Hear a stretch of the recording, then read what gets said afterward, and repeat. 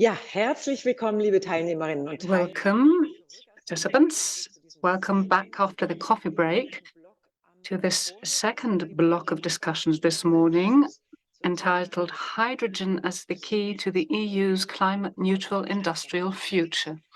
Glad to have you back. And I'm also very happy to announce our keynote speaker, Tudor Constantinescu. He is Principal Advisor to the Director General for Energy with the European Commission in Brussels. He is with us today, and he will be talking about EU instruments to promote and secure the decarbonisation of industry through hydrogen. Welcome, Mr. Constantinescu. Thank you. Thank you very much for the invitation. I'm very pleased to be with you here today. Also on behalf of our Director General, Dieter Juel Jorgensen.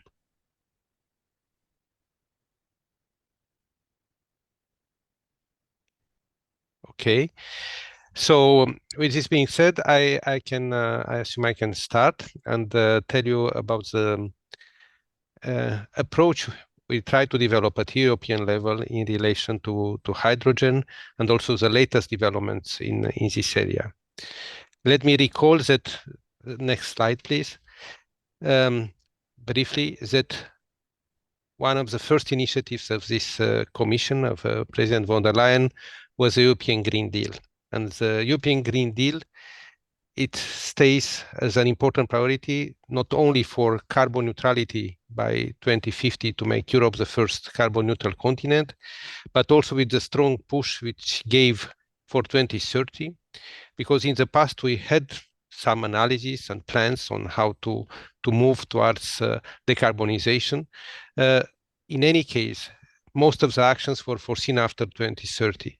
And now what we have tried and what this Green Deal brings is an acceleration in investments, actually modernizing the European economy, the energy infrastructure, and allowing in this way, through investments in the coming decade, to reduce over the life cycle the operational cost of the energy system and to make the energy transition overall more efficient and more sustainable. And I think this is very important to bear in mind. In order to implement the Green Deal, of course, meanwhile, we came with a lot of initiatives, but some of the first two we had, next slide, please, were the energy system integration and the hydrogen strategy. These are very important because trying really to look at the energy system in an integrated way to promote circularity and energy efficiency across the energy system, to look at where deep electrification is possible based on renewable electricity, direct use, and then to look at the part of the energy system which cannot be easily or is too expensive to be decarbonized through electricity, but needs to be decarbonized through molecules. And what we see moving towards carbon neutrality by 2050 is that the share of electricity will increase from about 1/4 now to about half by that period, but still half of the energy system will be based on molecules, not on electrons, and those needs to be decarbonized as well. And therefore, together with the strategy, we came with the hydrogen strategy because we'll need biogas and biomass, but we'll also need synthetic gases, we'll need hydrogen, we'll need synthetic fuels in this journey and in achieving our goals for decarbonization and making the whole energy transition also sustainable and competitive. Next slide, please. However, the objectives we had in the strategy, and which are very important, already looking at 40 gigawatts installed by 2030 and trying to create demand and supply, building the infrastructure, building the opportunities in the various sectors in carbon-intensive industries, being in steel, being in fertilizers, being even in refining in short term, but also at the heavy-duty transports, at the possibilities we need for maritime and so on, creating the demand for this, but at the same time looking at the opportunities to create the supply and to have deployed renewables. These were all engaged through a number of policy measures, revisions of directives, revisions of rules on the state aid, for example, creating creating also projects of common interest and important projects of European common interest, and therefore bringing together what we have made at this time as a strategy, also this Clean Hydrogen Alliance with thousands of actors across Europe, and which were also the basis for starting and developing such important projects across Europe.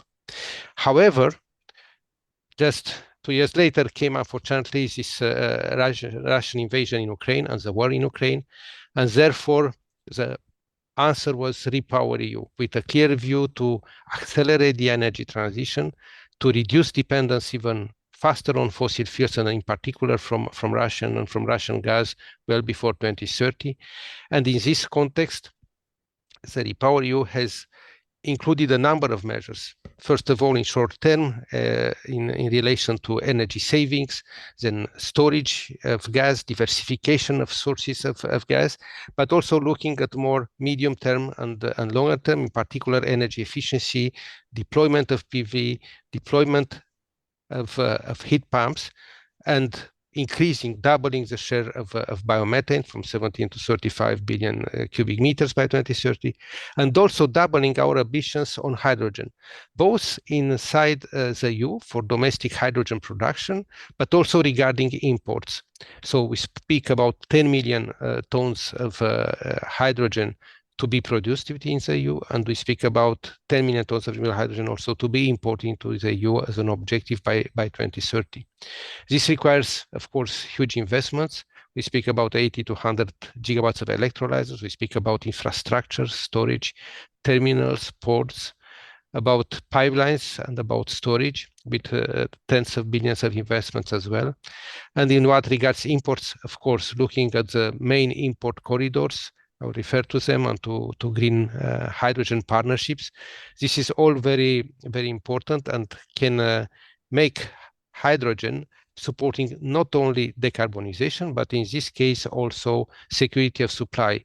And based on our estimates, if we achieve these targets, could replace about 27 billion cubic meter of natural gas by 2030. Next slide, please.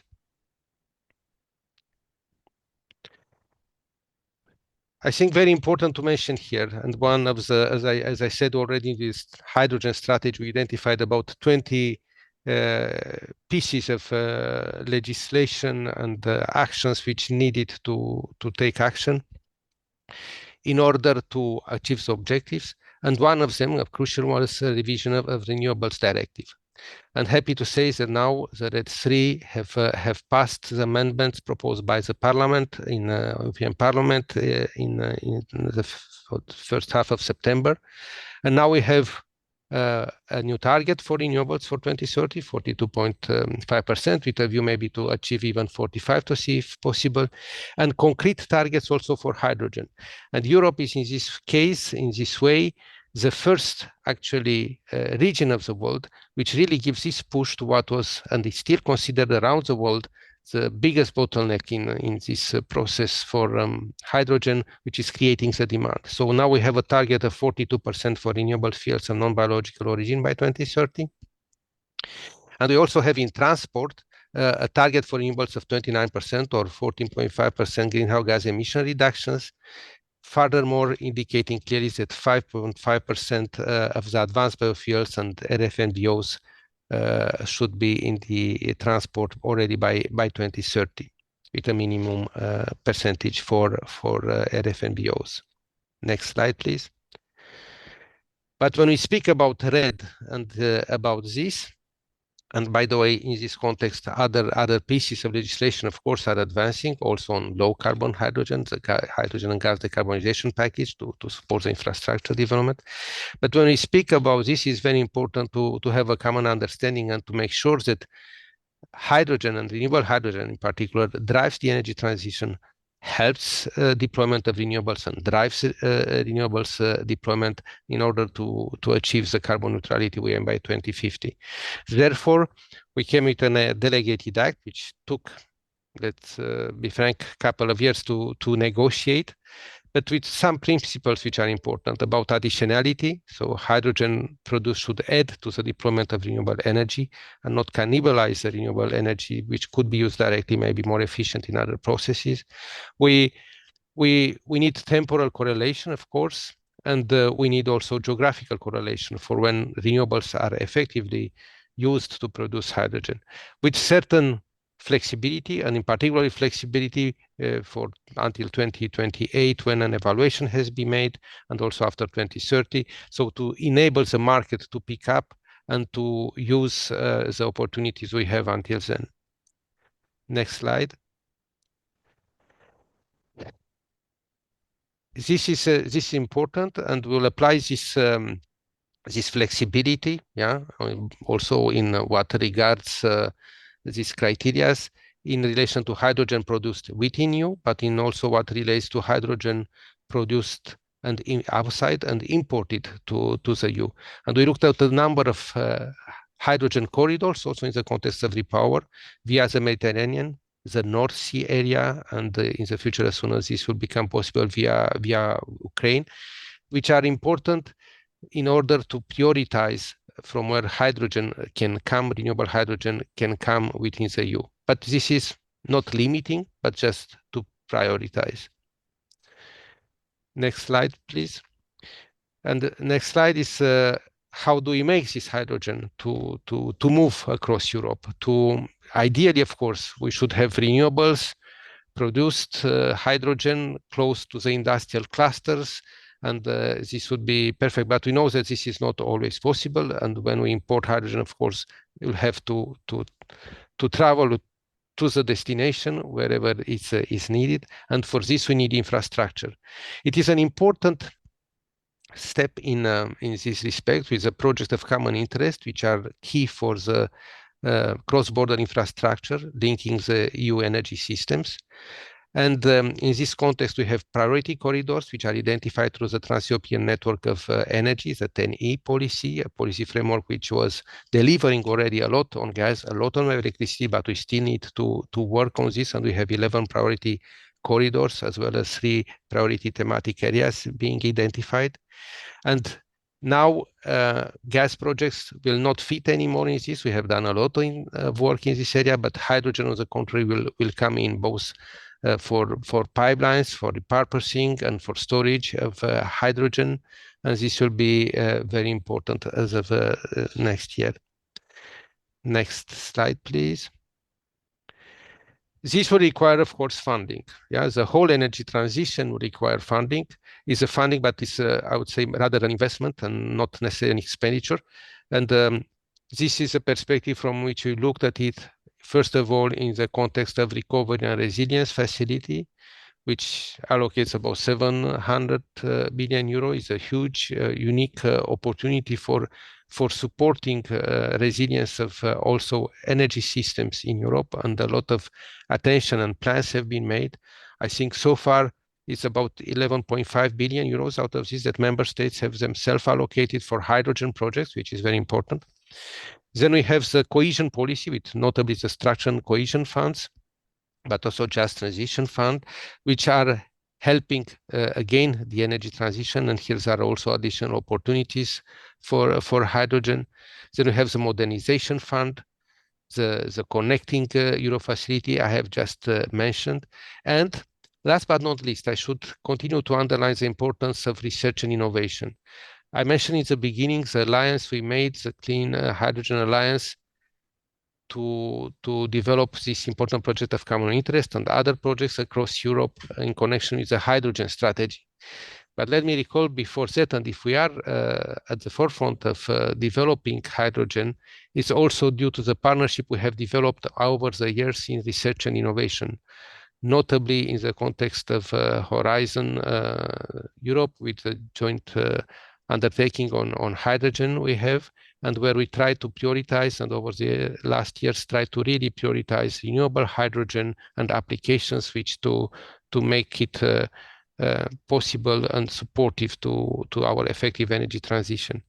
At the same time, we have the Innovation Fund, which supports already hydrogen projects, and which I'll refer a bit later, is also supporting the domestic pillar of the hydrogen bank we set up. Next slide, please. And the hydrogen bank, it was announced by our president von der Leyen as not as a physical entity, but as a policy instrument to de-risk and to create bankable hydrogen projects to ensure competitive EU-level projects without over-subsidizing them. So it includes this domestic pillar, which I mentioned will be now supported, and it will be a first auction now on 23rd November under the Innovation Fund with 100 million.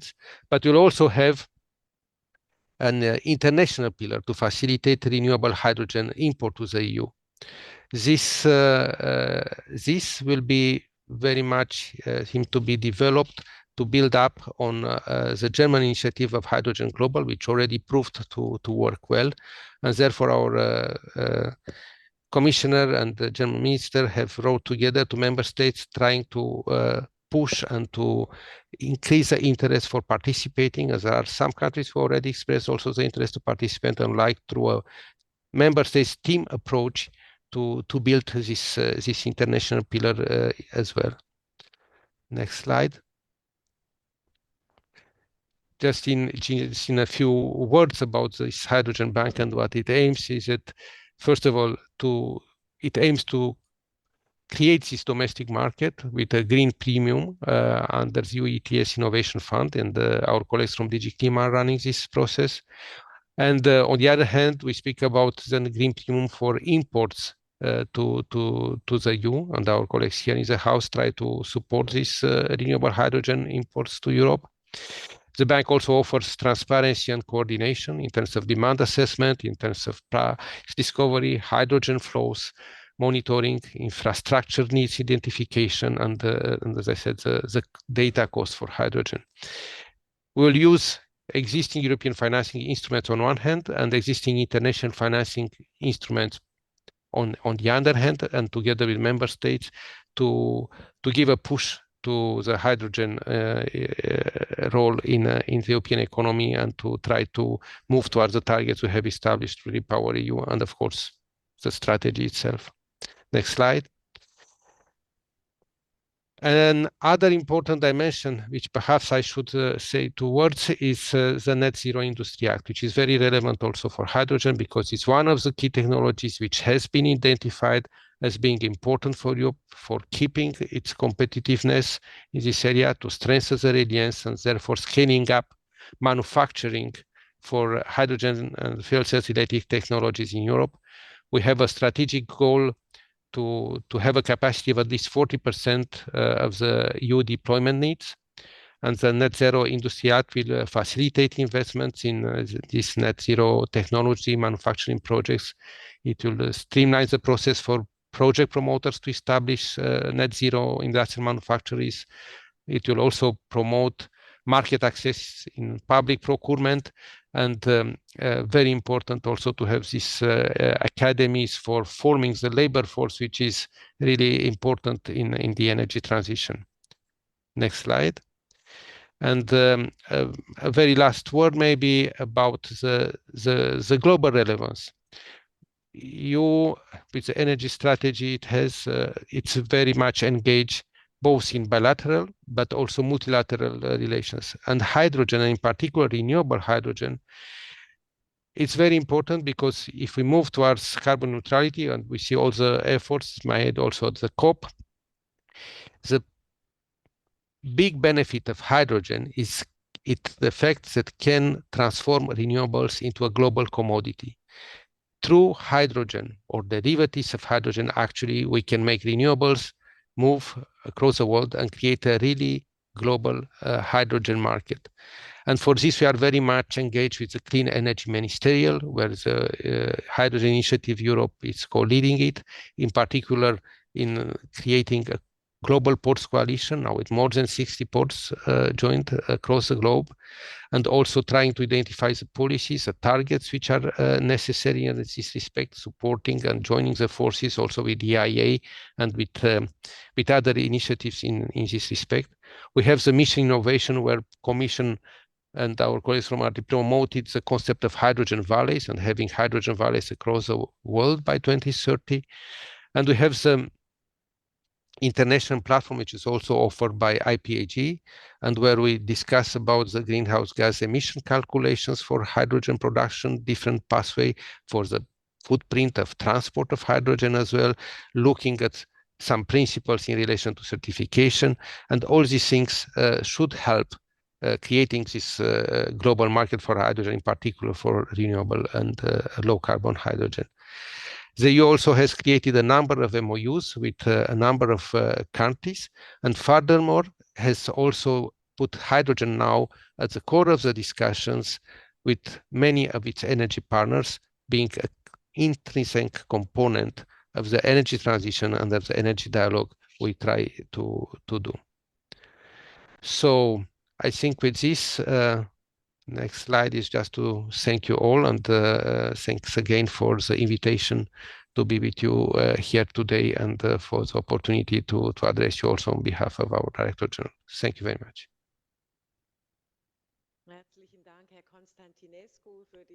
Thank you, Mr. Constantinescu. This was very interesting.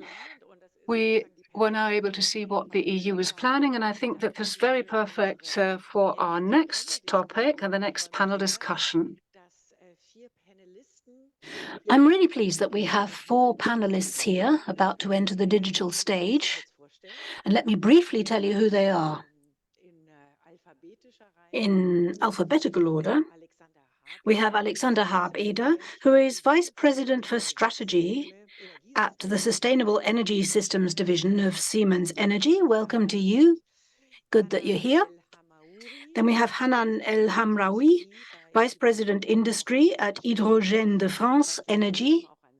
Welcome to you. David Marchal, Deputy Head responsible for expertise and programs at the French Environment Agency, ADEME. Welcome to you, Monsieur Marchal. And last but not least, Felix Seebach has come to us from BASF, where he heads up energy and climate policy. So I'm delighted to have you all together here. Just briefly, a technical request, please. Don't speak too fast. Try to avoid acronyms when we're discussing. That makes it easier for the interpreters to get the message across into other languages. There are various aspects to the hydrogen economy that we want to discuss here. The potential for production, the potential applications, of course, infrastructure, transportation, transmission, and competitive issues, market issues. I promise you that this is going to be really fascinating. Let's begin by talking about the manufacturing or production opportunities for hydrogen. Mr. Habeder, Siemens Energy produces electrolyzers, and you're expected to be a game changer for the hydrogen economy. This additional electrolyzer capacity, what is required there? How can we reduce the costs of these electrolyzers? Yes, hello, and thank you for the invitation. Interesting question. And it's a beautiful transition from Tudor, who has just been talking to us about the capacity that we need in order to achieve our targets. And we've seen some phenomenal figures there. At Siemens Energy, we think an awful lot is still needed to get to what we need to do in order to achieve those targets. Manufacturing green hydrogen is just one piece in the jigsaw puzzle. From an OEM perspective today, and I'm talking OEM at the moment, there are 2 things. On the one hand, we need more projects that can mature to the final investment decision phase so that we can move on with them. And the other important thing, I believe, is that we have to strengthen and expand our supply chains. What do I mean? Let me break that down a bit. What do I mean if I say we need more projects that are feasible? It's a fairly simple logical chain. The more projects we actually move into the implementation stage, the more assets we will have out there. And the more assets we have out there, the more data, operational data, we will be able to feed back into research and development. And then that will enable us to optimize our systems, also in terms of costs. And if we have a relatively low cost, the quicker we can achieve that, the quicker we will have parity of costs between hydrogen and other energy forms. And the faster we can get there, the quicker we can cater for that need and generate further demand, which for OEMs is important because we want to build on our economies of scale. And the most important component of that process is that we can contribute innovations from the technologies. So we need to squeeze out the costs through incremental improvements. But this is where we get the cost leverage so that we really can make an effective contribution to the new hydrogen transition. The second thing is, I said, we need to develop our supply chains. Let me give you an example from our own recent past. If we think back 4 or 5 years to Siemens Energy, when this hydrogen hype hadn't really kicked off, we had already spent many years working on PEM electrolysis. And because we were at a research stage 10 or 15 years ago, the suppliers tended to be in a radius of 50 kilometers or so from our location in Erlangen in Bavaria. In the last few years, we've managed to diversify that supply chain. We have multiple supply chains now for our critical components. We don't have just one supplier for that, but several. That helps us to bring the costs down, but also we're identifying these companies not only within the European Union, but also elsewhere. We're looking at alternative costs or cost alternatives, and that helps us to bring the costs down too. If we can bring those two things down, if we can start up these projects and strengthen our supply chains, then we can reach that scale that we need to really push the applications and then bring down the costs further to make things economical. Well, that sounds interesting. Okay, there are other options for producing hydrogen as well. David Marchal from ADEME. Under what circumstances is, for example, the production of hydrogen from steam reforming, possibly combined with carbon capture, is that an option for you? Bonjour, merci de me donner la parole et merci de m'avoir invité. Alors, effectivement, il y a plusieurs façons de produire. Good morning, and thank you for inviting me. Of course, there's several ways to produce hydrogen. Electrolysis is one option. The classical method is to use reformation of methane, combining that with carbon capture could, of course, help to cut emissions. There are other options that are not yet so mature, from biomass, for example. So we're looking at comparing the CO2 efficiency of blue hydrogen with that of hydrogen produced from steam reformation with carbon capture, and how that tallies with European requirements. In the European taxonomy, there's 3 kilograms of CO2 per kilogram of hydrogen. That's the threshold that you must comply with in order to satisfy the requirements of the European taxonomy. On the basis of the studies we've carried out, it says that this is only achieved with new reformation technologies. ATR is one of those, autothermal reforming, and it can also be obtained if you have carbon capture all along the reformation chain, so pre-combustion and post-combustion as well, which is not done at present. Furthermore, it can only be achieved if methane emissions for the gas network upstream are at a very low level. So we've looked at this from various different feasibility studies. There's a note on blue hydrogen that we've published on this issue. The hydrogen that is currently produced by methane steam reformation with pre-combustion capture do not satisfy the requirements for this category of hydrogen. Furthermore, they don't meet those low carbon requirements. The post-combustion carbon capture also fails to meet the requirements stipulated in the threshold So there's a need for new technologies, ATR, for example, and post-combustion carbon capture. We also took a look at the impact of methane emissions for the gas network upstream. Now, we know that those emissions could vary from place to place depending on the infrastructure in question. That means that it's quite possible that carbon capture for reformation infrastructure might actually dovetail with the European taxonomy, but not with current technology. What I'm saying is that you need to have various different conditions satisfied. Furthermore, the crisis in Ukraine may really change gas supplies to Europe still further. That might make matters more difficult, in particular if we have more gas coming from the United States, because shale gas in the US has a higher level of carbon, which would mean that the carbon content of this technology would be worsened. Thank you for that explanation of that particular option. Before we move on to the expectations coming out of industry, I'd like to ask Ms. Al-Hamraoui, your company also produces hydrogen from renewable energies. What plant exactly do you operate and what volumes do you generate each year?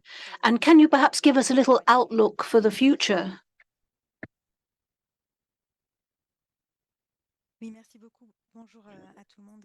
Thank you. Good morning, everybody. And thank you to the Franco-German Office and to the ministries in France and Germany for having invited me along to talk to you on behalf of HDF. I'd like to present HDF, Hydrogène de France, very rapidly for everybody. So we're in France, we've got regional offices in Latin America and the Caribbean and various other places around the world. And we're also proud to announce that we'll soon be in Germany as well. We'll have an office as well for HDF. We're specialized in developing hydrogen infrastructure on a large scale, working with multi-megawatt fuel cells. So with this, we ensure decarbonization of electricity generation, but we also focus on heavy duty transport in the maritime sector and also on land. So we have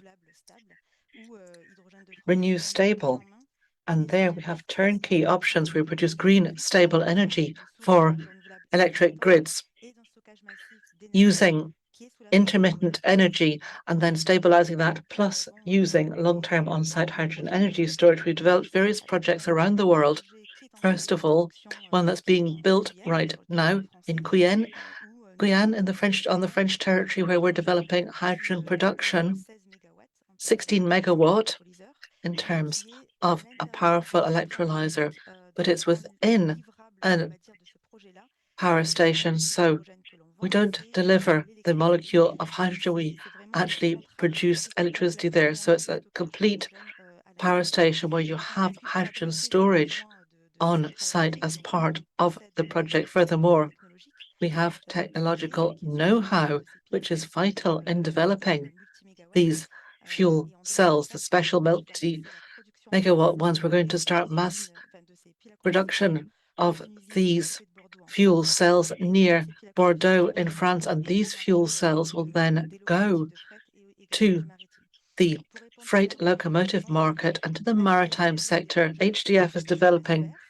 production of green hydrogen as part of power stations. We're building one in Guyane. We've got another one in the Caribbean, in Barbados. There we have a similar approach to the one in French Guiana. Plus, we're working on a project just to produce green hydrogen in Trinidad and Tobago, where we've got 140 megawatt electrolyzer. Now, that's not our current speciality, producing hydrogen. We're more focused on positioning ourselves in a specific market dealing with hydrogen. I think we'll be talking about that later. Hydrogen does still need to find the right kind of market to ensure that it works well for private investment. So in the countries we were developing projects, we tried to find a business model that works. We believe that producing electricity works well. It works in many countries. In Germany as well, the German energy mix depends very much on gas and renewables. Will mean that additional production will be needed for peaks so that there can be more renewable energy in the German energy mix. Furthermore, there's a need. But let me put this differently. There are tenders underway in Germany at present, and these tenders need to be more visible for us as well, and for other countries. And furthermore, certain mechanisms need to be set up to ensure that more private investment is attracted for the production of electricity from hydrogen, especially in Germany. We need to have the right kind of mechanisms up and running for that. So to answer your question, as a producer of hydrogen with various different applications, looking to the future as well, we agree with Siemens Energy and what Alexander said as well, that electrolyzer technology is developing more and more. There are more and more projects getting up and running, and to do that successfully, we need a proper business model with support from the member states, financially, also from the EU. There's a need to have a really operational business model. Subsidies are available, but the market will need to become self-regulating, particularly with private investment becoming more and more important so that the market really gets up and running. Thank you for those interesting insights into different pathways that you are pursuing. Mr. Sieber, what about industrial demand? BASF is a big off-taker for gas and will be in future for hydrogen. What pathways do you think are particularly promising to cater for your requirements? And perhaps imports might play a role? Yes, Ms. Hübner, thank you for that invitation and for that question. Let me begin this way. BASF is, without any kind of transformation towards green or no-emission hydrogen or whatever, we are already one of the biggest off-takers and producers of hydrogen. Globally, we have a requirement of about 1 million tons, and almost 250,000 is simply at our location in Ludwigshafen when we're running to full capacity, which at the moment we're not because of the overall economic situation. This hydrogen, depending on the way it's been manufactured, has carbon emissions of, let's say, 9 to 10 tons of CO2 per kilo of hydrogen. So it's a considerable carbon footprint. It's from ammonia production, it's from synthetic gas, other applications where we make use of the hydrogen. So this is something that has to be tackled at BASF so that we can reduce our own emissions and those of our downstream clients. Green hydrogen will play a role. My colleagues have already described this, and I'm sure that for us that's not the only option. In general, our company is making a lot of effort to develop a whole array of technologies that make sense together and lead to as little efficiency loss as possible. So regardless of the use of hydrogen, we're talking about the direct electrification of particular processes, especially where steam is involved. This is a focus for us because we have other technological potential compared with, say, the low temperature area where you'd need a few hundred degrees to do steam reforming, and that's rather difficult to achieve. But we can look there at direct electrification. So it's not as if we're looking only and primarily at hydrogen because of the great losses that would occur during that kind of production. But if we look at this question, we say as a company, and we say we need a broad mix of all colors. we don't really think much of these color classifications that people have got used to using: blue, pink, green, turquoise, whatever. We play along with it because it's a system, but basically it's about an emission footprint, how many kilograms of carbon per kilo. So for green hydrogen, I think what we heard from Mr. Constantinescu and elsewhere in the discussion, there's one point that keeps coming up. We keep talking in terms of political targets of gigawatts of green hydrogen. We're just talking about capacity. We haven't heard anything about how many tons, what the volume is that should be coming out of these assets. And that's the problem, because all this plant costs investment. It costs capex, and above all, they have operational costs as well, and that is closely linked, especially with green hydrogen, to the need for steam market stability criteria. And that's a big problem for all of us as off-takers, because price is the most relevant factor for us. And at the moment, we're seeing a comparative unwillingness among our clients to pay a premium for green products. So we have to be able to pass on our costs into the market with competitors who are all over the world and who can benefit from other cost advantages much better than the ones we have in Europe. So to answer your question, all colors, green hydrogen, we're regulating it to death before we've really got underway. I would share the view of the European Commission, well, I wouldn't share it at all, that these simultaneous correlations and geographic correlations for cost sensitivity in industry, that's not going to achieve a lot. They will simply reduce the full operational efficiency of these electrolyzers, and that doesn't help on the cost side. You asked about imports.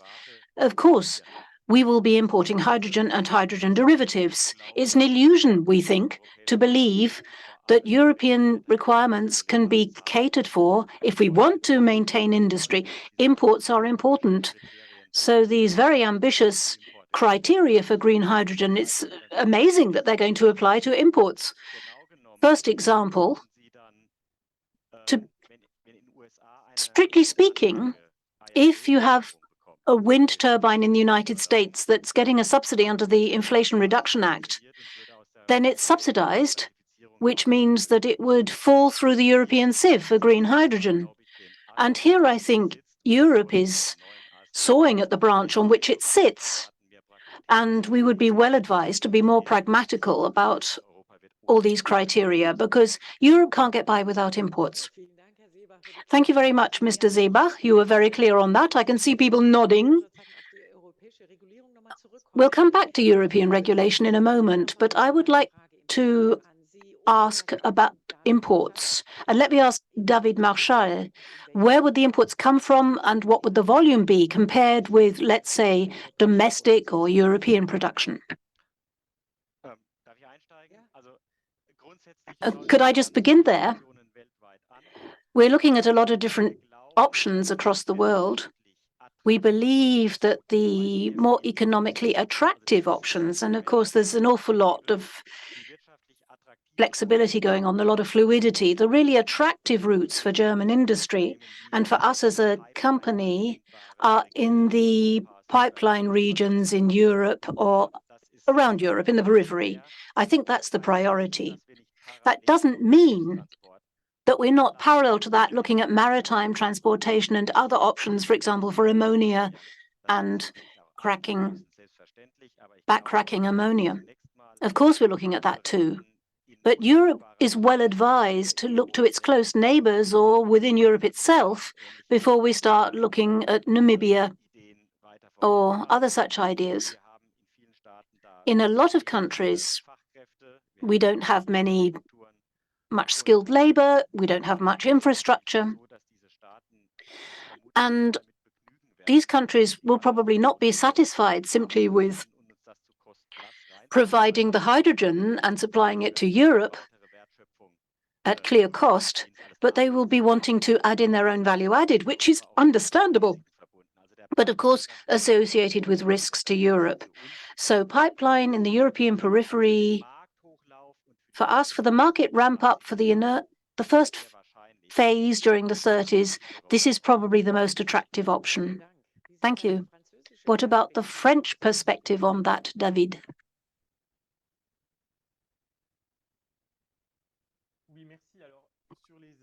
Thank you. As to import prospects, well, a few words about the French strategy. It's going to be presented in detail this afternoon by a gentleman from the ministry there.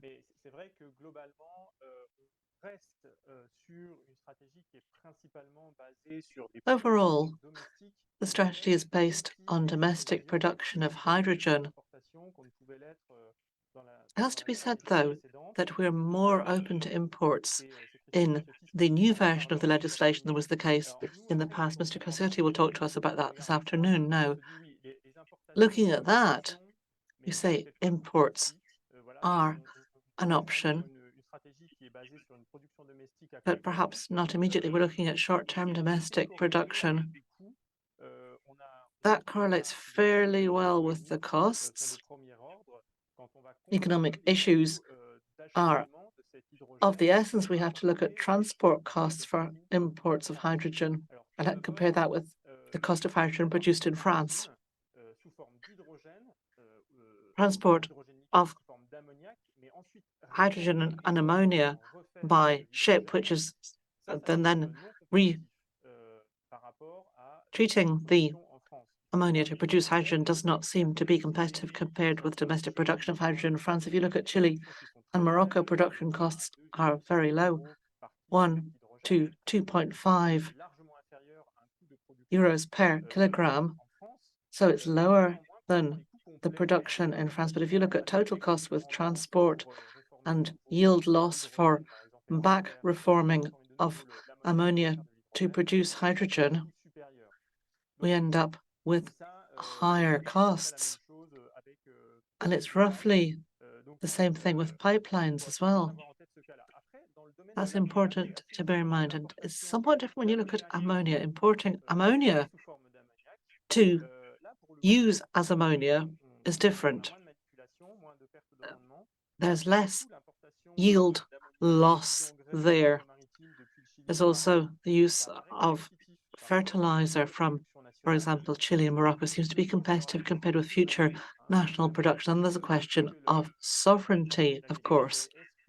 The issue becomes whether really it's going to be possible to accept this kind of economic give and take, but whether we'll agree with this loss of sovereignty. Thank you. I would like to come back to our industrial representatives here, because we are also talking about the competitiveness of European industry.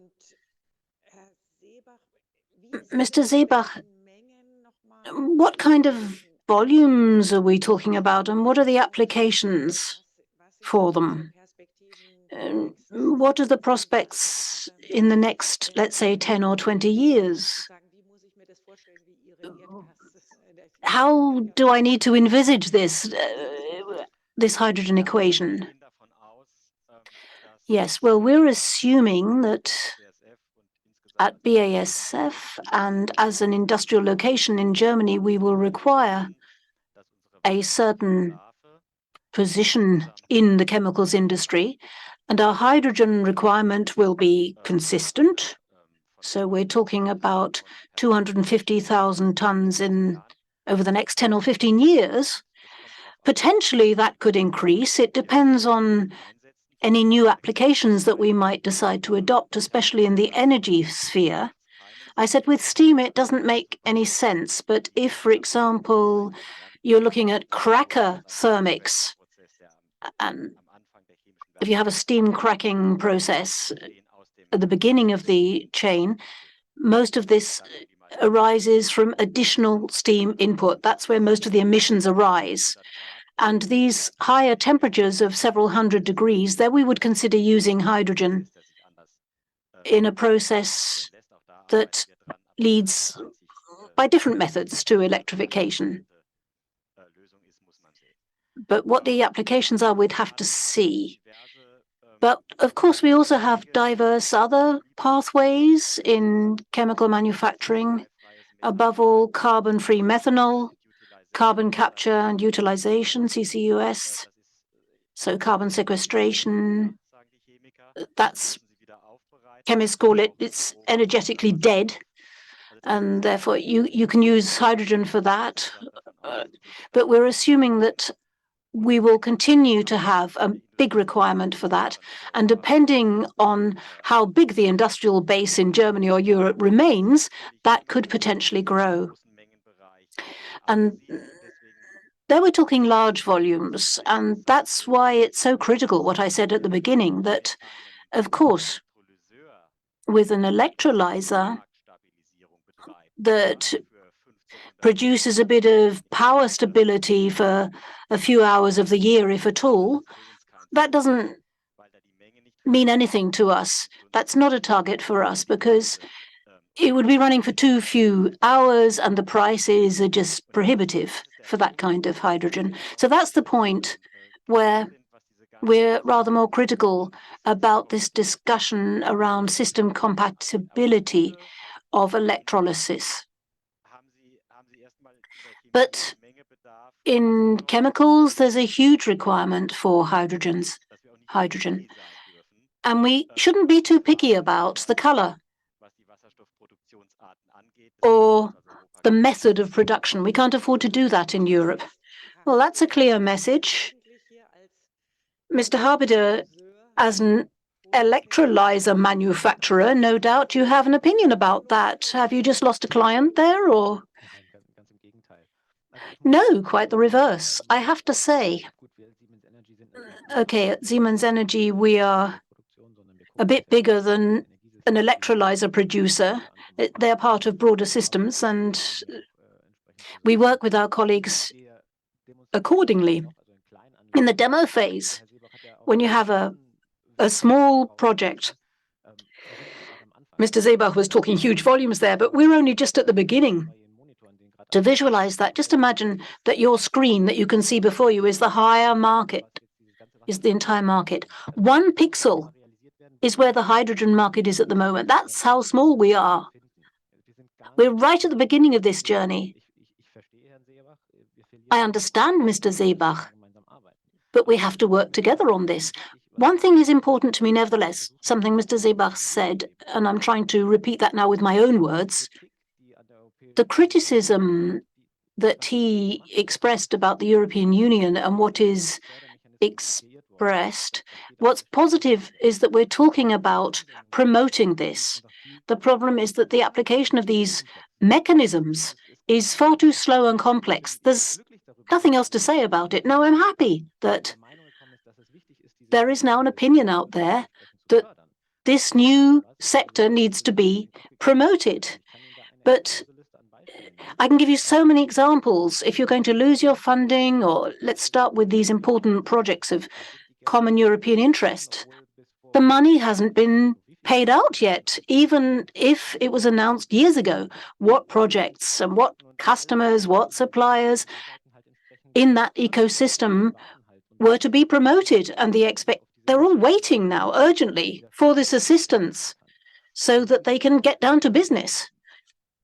So my request would be that we have more political trust, more political propulsion, and less technical regulation in this system. That's the most important thing. Because if we have that, then we can all work together on balancing out, coordinating these systems, fine-tuning, and all of them. Mr. Seebach, Ms. Hamraoui, we all work in industrial companies. We are not charities. We have obligations. There are things we have to deliver. And the question is, how can you support them in these specific cases? That's only part of the puzzle. But I'm going to complement that jigsaw as well as I can. Right, let's talk about some other applications or business fields or sectors that need hydrogen. Just briefly to the participants, of course, you will have an opportunity to put your questions through the chat. And in the last 15 minutes or so, we will try to put those questions that you put to the panelists. But as I was saying, other sectors, David Marchal, what requirements are there? I mean, transportation, obviously, you mentioned that, but perhaps you can be a bit more specific. Specifically in the case of France, what is the need for hydrogen?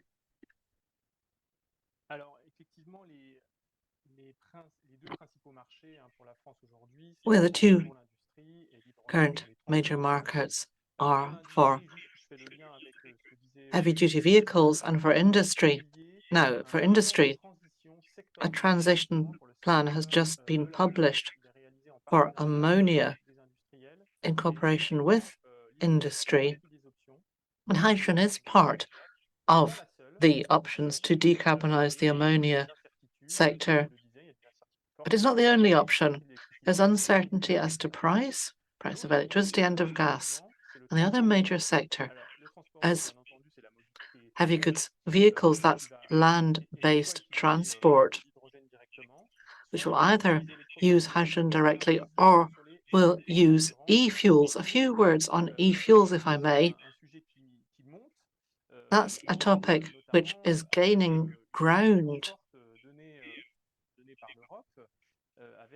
It's being encouraged by Europe as well, with Refuel EU Aviation and Refuel EU Maritime, which has decarbonisation goals for sustainable aviation fuels, 35% by 2050, and also reducing carbon intensity for the maritime sector, 80% reduction by 2050. So we did our sums to estimate how much electricity would be needed to attain these goals in France if all of these e-fuels were produced in France. So, various different scenarios. First of all, different transport levels, traffic levels, and different technologies. So if we're pessimistic and say that, well, if there's a growth in traffic, and if technology doesn't keep up, and doesn't have the best possible yield, we'll need significant amounts of electricity. 170 terawatt hours, which is 3 nuclear power stations, which is a huge amount, and 19 million tons of CO2, which is also very significant. And we will need e-fuels because they must be produced from CO2 of biological origin, from biomass, in other words. And we know that the sources are limited. 19 million tons is compatible with what we could have in France. We're looking at a major transition in industry, and we have to bear this in mind. There's two messages that we need to bear in mind here. First of all, we need to take things seriously and save as much energy as we can. Austerity is of the essence. We shouldn't just consume willy-nilly. Secondly, we also need to think about sovereignty. As you said, Europe is adding constraints and requirements here, and biological CO2 is very important. Using biomass as the basis will be a further obstacle, but that is crucial to maintain industry in France. If you get rid of that entirely, you could end up with e-fuels produced low cost abroad with CO2, which is not at all of a biological origin. Thank you for that insight into the transport sector. Hanan, we heard that at Hydrogène de France, power production is very much based on hydrogen. Can you be a bit more specific? Tell us a bit more about the volumes we're talking about. What are your expansion plans? And what roles is this hydrogen-based power production likely to play in France and Germany in the future?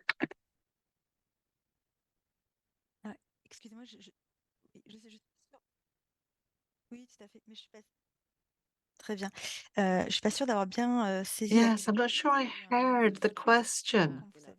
There was a problem with the connection. Could you repeat the question? I'll just repeat the question. Yes, I also had a brief loss of sound, says the moderator. Your company, Hydrogène de France, works a great deal with hydrogen to power. And the question is, what kind of volumes are we talking about there, especially for the market in France and Germany?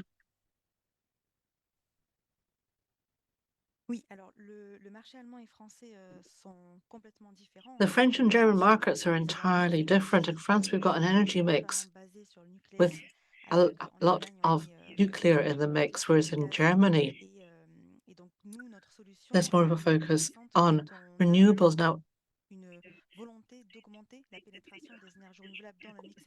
we want to have more renewables in the energy mix. That's the case in Germany more than in France, and hydrogen is particularly interesting in this context. In France, nuclear energy makes it possible to have low carbon energy already and ensures that we have the base load made available already. So there is already that constant supply of energy and electricity throughout the year. Now, if you look at a situation such as that in Germany, there's a lot of gas in the mix, coal as well. There isn't any nuclear energy, but there's a lot of renewable energies, and their share is growing in the German energy mix. Of course, you have to be able to make up for the intermittency of renewables. You have to be able to store energy when they produce surplus energy to ensure that you don't have to have peak load coverage, which is currently provided by gas and carbon. So the idea is, and coal in particular, so that hydrogen can be very important for storing energy from renewables, and that will make it possible to produce electricity from that hydrogen. So that means you need to have hydrogen available. That's one part, the technical availability of hydrogen.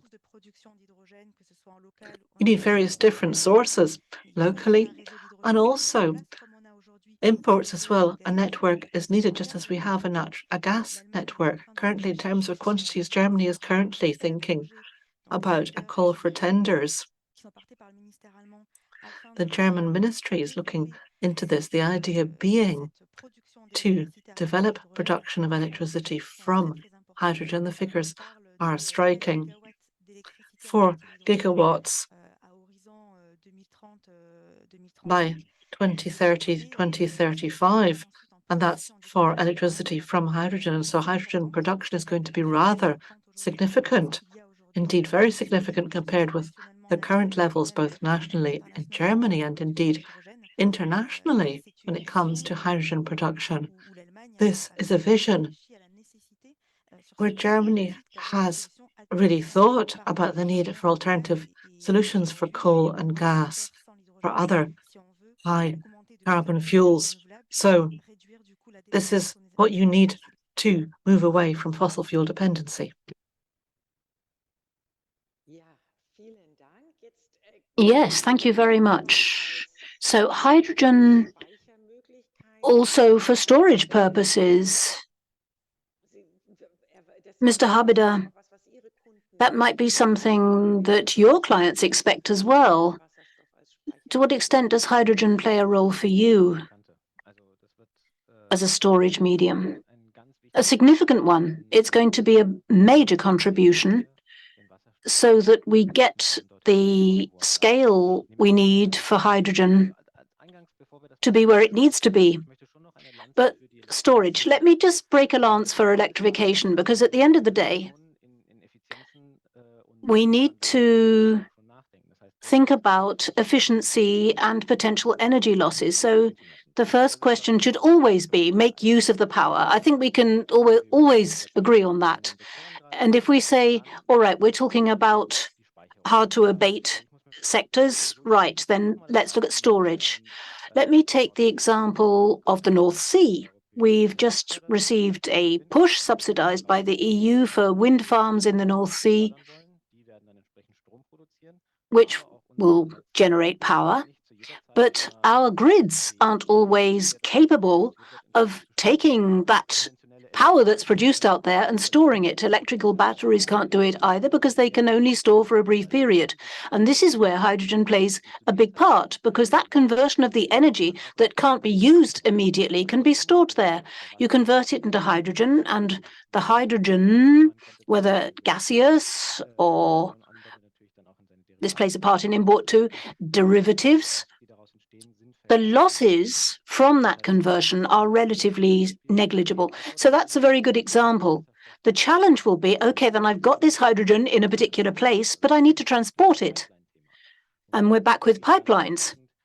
So how do I get this hydrogen that I have in one place transferred to, say, Ludwigshafen, which is not on the North Sea?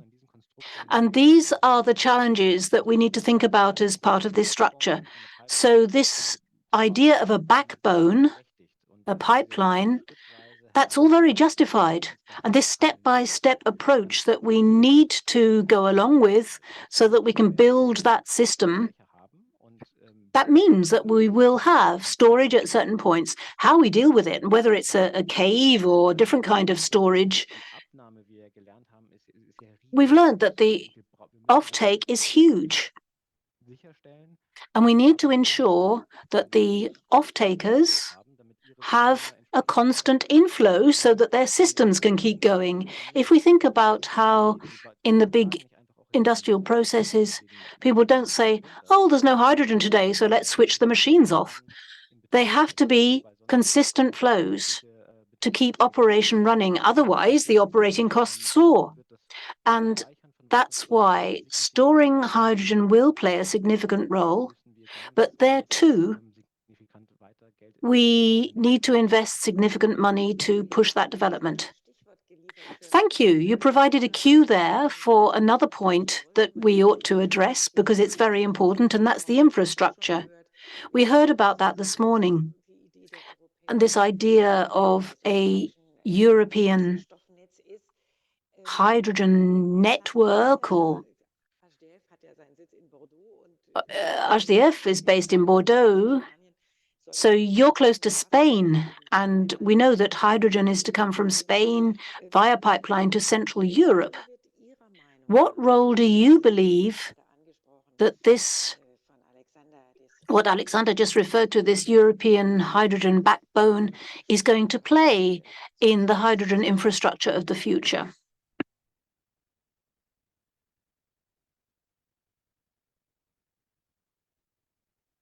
Est-ce que vous m'entendez là? Si c'est bon, ça marche. Oui, c'est bon. Excusez-moi. Il y a un petit peu de décalage, donc je m'excuse pour ma. Je ne sais pas si c'est ma connexion There's a little Internet. bit of a time lag. It might be my internet connection. Anyway, the European backbone is going to play a significant role. People talk a lot nowadays about the cost of hydrogen. That is an important factor, but the real issue is how much hydrogen is available. And of course, as Alexandra said, industry needs constantly available hydrogen. We produce electricity from hydrogen, and so we need to have hydrogen available. And it's the same for mobility as well. The filling stations need to have sufficient hydrogen available. So there's really two approaches which I believe are complementary. First of all, local production.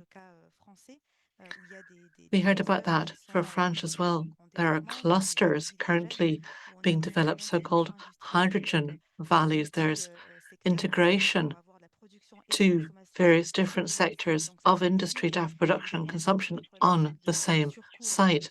And of course, that overcomes the question of additional costs for transport and yield losses and conversion losses. But the European backbone will also be important in boosting availability of hydrogen and making hydrogen competitive when you have a mix of local production and imports. And of course, we'll also need not just to transport hydrogen, but as Alexander has said, you need to stock it as well. Storage is needed to ensure that more hydrogen capacity is available. So for all the sectors using hydrogen, production infrastructure is important, but so is transport and storage. We saw that with gas. Hydrogen, in a sense, is a new gas, and these backbones are absolutely vital for the development of the hydrogen ecosystem. Thank you, David Marchal. What's France's take on hydrogen infrastructure? What are your plans?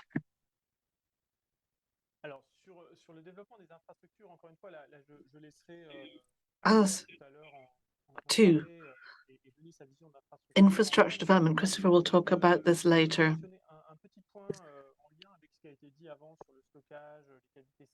Just one point as to what was said before about salt cavities and other storage. There's a very important issue that arose recently in France. A study was developed by the transmission and distribution companies looking at the value of the network. And there was one use case that was very interesting. Local infrastructure was produced. There was a local gas pipeline produced so that an industrial cluster could be linked up to salt caverns. That could be the case in the south of France, for example, where there's a lot of chemicals industry, and that kind of linking is important. You can have a more flexible system with electrolyzers, and if the hydrogen is available on a flexible basis, it adds more value to the electricity grid. And thanks to gas pipelines for hydrogen, you can provide hydrogen on a permanent basis to industry, and that means you can have 1.5 billion savings per annum thanks to this coupling of industrial sites, a local infrastructure, and salt caverns for hydrogen to ensure that there is constant provision. So this intersectoral linking is vital to ensure that there really is global added value in linking up hydrogen and electricity networks. Alexander Habeder, how do you see the role of the EU in this question of hydrogen infrastructure?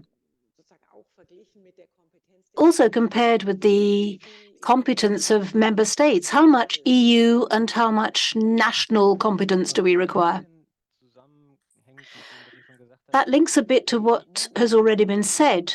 I think the EU, as I said before, needs to be faster making decisions, and it needs to be simpler to make sure that implementation on our side, industry's side, can respond faster. If I could express a wish, the main role of the EU should be, let's say, I'll try to sum it up, establish sectoral quota and principles, design principles, not like they did with the auction in the Industry Act, Net Zero Industry Act. You can provide a framework that we can move within, but then the member states need to be ambitious about achieving those targets or that framework, and they need to do that in a binding way and make sure that things are implemented. And this is the problem. They have to support the OPEX, because without support for OPEX, none of this will work. We're very CAPEX-oriented in everything we talk about.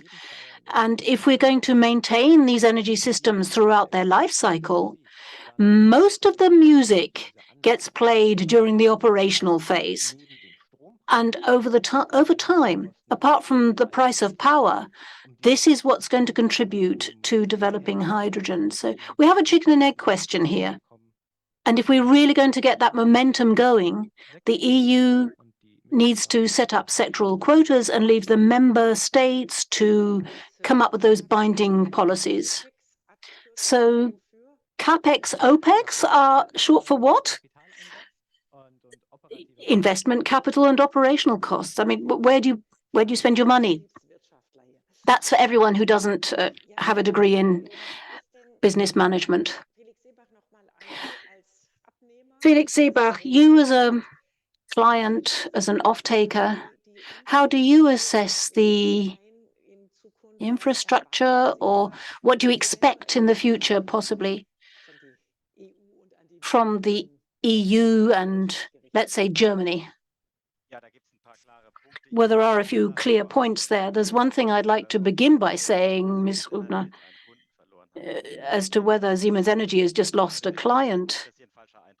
I didn't want to give anyone the wrong impression.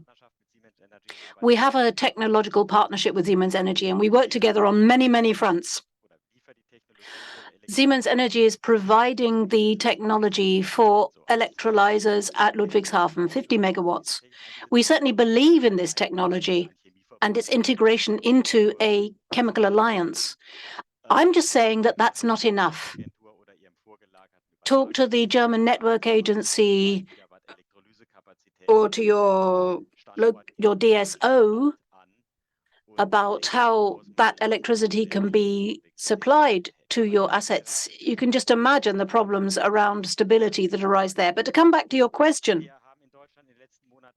in Germany in recent months, we've made tremendous progress on developing the backbone. The German Ministry of Economic Affairs and Climate Action has done some excellent work on that way. We're at the parliamentary phase now, and we hope that we can begin work with this from 2028. That's a very important step. And something else that the German government is working on with France, with Denmark and other member states and neighbors is that we can run this cross-border. That the design bears that in mind and that we have our interconnection points. One point that really must be considered in the discussion, the European network and infrastructure regulation was originally set up to generate efficiencies, to tap into synergies. The idea was as little transmission as possible, fees as low as possible, and so forth. But that doesn't work anymore. Basically, the grid or network infrastructures need to be addressed to these net zero targets. And it's not trivial. For a regulator, this is a difficult step because it may well be that they cannot charge from day one for certain lines.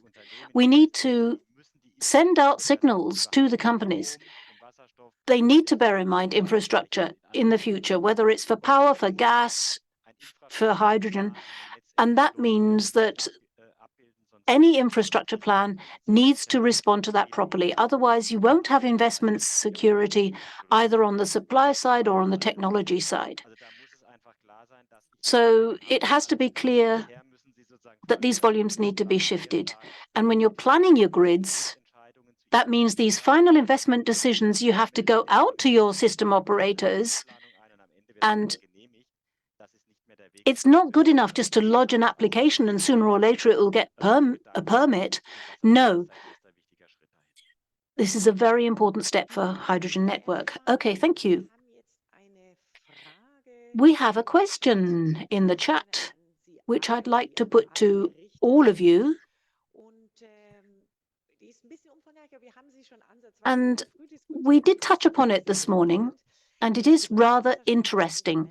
Green hydrogen, for a long time, was regarded as the champagne of the energy transition, and it's still in short supply, as champagne is, although demand is increasing. But in future, there'll be more applications, as we've heard. But this consumption of hydrogen, how can it be meaningfully managed? How can we make sure that the hydrogen is consumed where the politicians would like to see it being used, and not, for example, entirely in the transport sector where it's simpler to implement, but where possibly there are other options available? So the question, how do we steer the consumption of hydrogen, this hydrogen that is still in short supply? David Marchal, would you like to begin?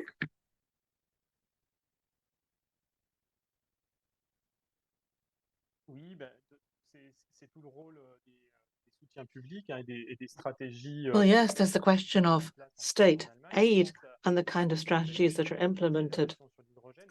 We have a hydrogen accelerator plan in France, so we have to go fast, but we'll start off gently. That means that public subsidies are growing as the market develops, the technology develops. There's no hydrogen without public support at present, so it's easy to get to grips with it. In France, we provided support for the ecosystems, a local focus with a particular focus on mobility. Now we're looking at heavy-duty vehicles, and then we'll move to industry with funding made available very soon. Funding will be made available for operational expenditure for industrial electrolyzers with several phases in the years to come. 150 megawatts in the first phase, 250 megawatts, and then 600 in 2050. The idea being to have 1 gigawatt installs. 4 billion euros overall is envisaged by the state for this OPEX for the large electrolyzers in industry, plus there's to be a incentive tax to integrate renewables into the transport sector. And the idea there is to incentivize use of hydrogen in transport.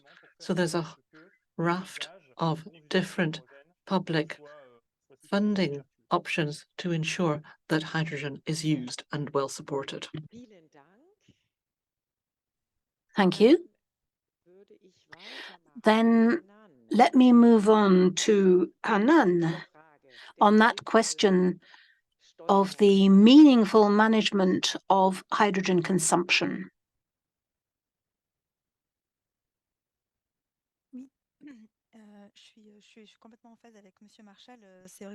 I entirely agree with Mr. Marshall. Financial incentives from states are very important. That will be able to focus on areas where hydrogen is most important for the energy transition, and the market will become established. Now, subsequently, prices will be set by the market. Consumers will be able to choose between various different options. If it makes sense in economic terms for consumers, then the natural choice of hydrogen will really be able to hold its own. Now, as the hydrogen economy starts to get up and running, it's an intelligent choice for each member state, indeed for the EU, to provide funding for hydrogen where it makes sense to do so. And progressively, the market will have a role to play, and the market will regulate prices. Consumers will be able to choose to use hydrogen where it makes sense for them. Thank you, Felix Seebach. Your view. Just quickly.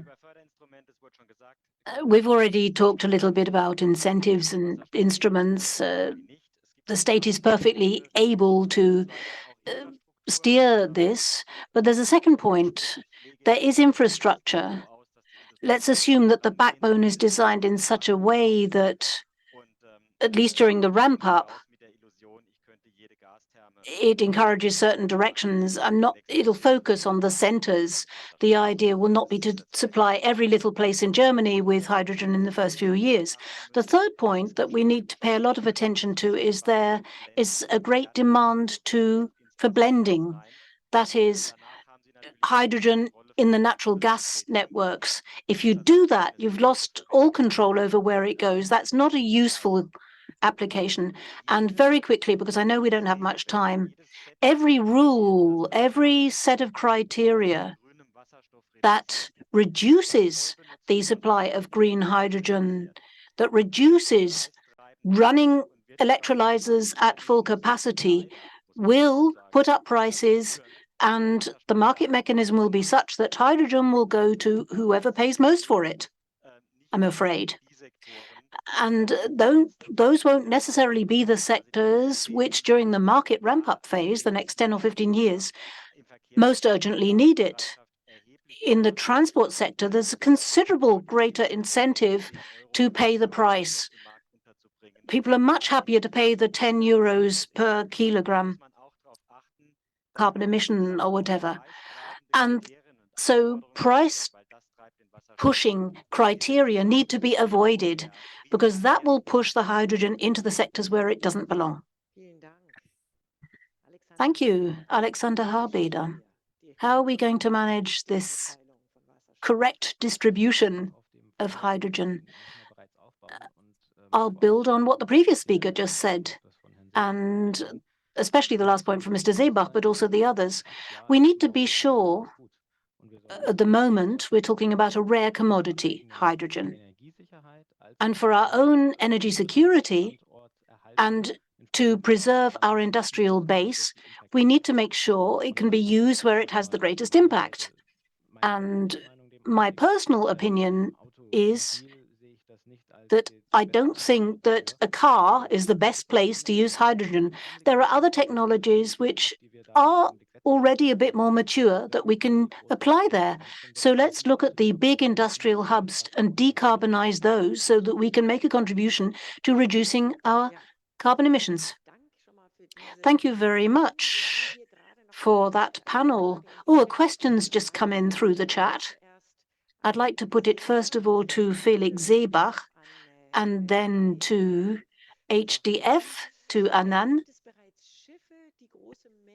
Are there already ships that are able to transport large volumes of hydrogen or ammonia that are safe and environment friendly? And if not, when will shipbuilders be able to construct such vessels? I can do that briefly. I can't open the technology pipeline that way. I do know that with direct hydrogen vessels, I'm looking around, maybe one of my colleagues knows more, that the number of hydrogen vessels can be counted on the fingers of half a hand. With ammonia, there's a little more optimism, but that's not really somewhere I can give you a robust analysis. With ammonia and methanol, this will cover, I believe, a lot of the interest from partnerships that are developing now. But it is a really interesting question. But you have to really ask the shipbuilders. Then let's just listen to Anand.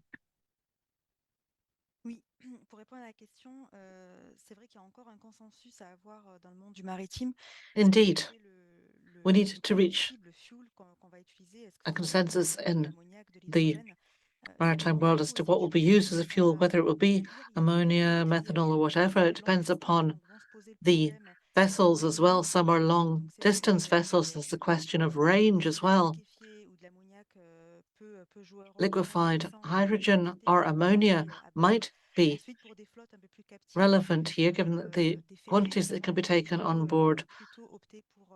And then some vessels have gone for hydrogen, but there aren't yet terribly many projects in the pipeline either to construct such vessels or to operate them on the maritime front. There's a bit more when it comes to river transport. There are more boats and barges being utilized on inland waterways, but of course you need the entire supply network to be up and running as well. If you have a ship owner, the ship owner will need to get from A to B